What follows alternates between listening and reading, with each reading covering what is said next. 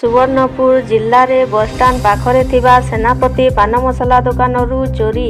गतकाली रात्रि 9:30 समय रे दोकान बंद करी मालिक सेनापति दोलेई घर को गले और आज सकाले दोकान खोलिबा पाई आसी देखिले तांको दोकानर ताला काटी ड्रेन रे फिंकी देइचंती। भितरे देखिला बेलकू दुर्बृत्त माने तांको दोकान रे थिबा 70,000 टंका और किछि जिनिस चोरी करी नैथिबा जानिबाकू पाइले। संगे संगे सोनपुर थाना को जाई दोकान मालिक अभियोग करिसंती।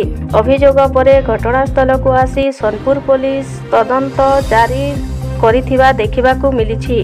पाख दोकानी मध्य असुरक्षित मने करी गणमाध्यम सम्मुखरे प्रतिक्रिया रखिचंती।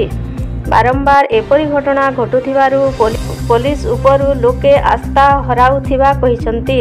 काली 9:30 बजे मु दुकान बंद करी गली आ सकाळु मु आसलाडो दुकान खोली आसलाडो ताला कटा हे आ से चाबी के ताला काटी ड्रेन रे पकई देजन आ हमर पुलिस थाना पाखे मो दुकानटा माने मोर बस स्टैंड सामना आ सेटा मोर पैसा पत्र केते पड़े 70,000 पड़े मोर पार्टी पेमेंट थिला आज देबार थिला मोर सेते लगे आपन को मोर अनुरोध केंदे से पुलिस से माने केंदा जानी मो ना सेनापति दोलेई हां आया ड्यूटी करूजन तो आया मो पहिना बार काने पुलिस हमर पाखे 30 मिनिट खने मो पाखे आसी भी बुलाबुली करूजन आ पाखे पुलिस थाई के दुकान चोरी होउची कोन आउ राति रे चोरी होइछे।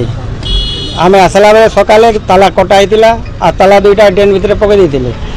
आमे देखनु जेते बेले जेगी थाना रे एफआईआर देले आ इने पुलिस माने ड्यूटी करूछन राति रे सादा लोक आले ड्यूटी करले पचराउछन लेकिन चोर माने आसीतिले कालिका आ चोरी कर गले ताको पचराउछरा किछि नै ता माने तिके तार में भल भाबे जुगवार कथा पुलिस सुरक्षित रखबार कथा दुकान माने सब कर अच्छे काटी कुटा के नहीं जाऊन से लगे ध्यान देवार कथा पुलिस के टिके भल भावे भरोसा थिला सेना काना भरोसा रहा आज तो पूरा चोरी कर और भरोसा नहीं हो पारे।